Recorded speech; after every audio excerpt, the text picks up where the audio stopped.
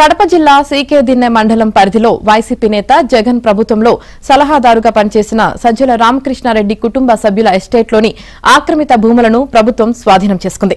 దాదాపు 220 కోట్ల విలువ చేసే 63.72 ఎకరాలను రెవెన్యూ శాఖ అధికారులు నిన్న స్వాధీనం చేసుకుని హెచ్చరిక బోర్డు పెట్టారు. ఇందులో 52 ఎకరాల అటవీ భూమి ఉంది. మిగిలినవి ఇరిగేషన్ అసైన్డ్ భూములు. ప్రభుత్వ ఆదేశాల మేరకు కలెక్టర్ ఇదివరకే విచారణ జరిపి నివేదిక పంపారు. సజ్జల కుటుంబ సభ్యులు అటవీ శాఖ, ఇరిగేషన్, పేదల భూములు కబ్జా చేసినట్లు గుర్తించారు. దీంతో చర్యలకు ఉపక్రమించారు.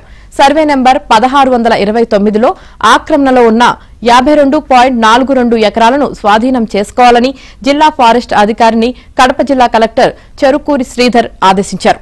అలాగే సర్వే నెంబర్ 1626/1-2-27లో అన్యక్రాంతానికి గురైన భూములు స్వాధీనం చేసుకోవాలని జీఎన్ఎస్ఎస్ సూపరింటెండెంట్కు అనుమతి లేకుండా గెస్ట్ హౌసులు, ఇతర నిర్మాణాలు చేపట్టినందుకు వాటిపై చర్యలు తీసుకోవాలంటూ సీకేదిన్నె పంచాయతీ కార్యాలయానికి వేర్వేరుగా ఆదేశాలు జారీ చేశారు. దీంతో అధికారులు సజ్జల ఎస్టేట్లోని ఆక్రమిత భూములను స్వాధీనం చేసుకున్నారు.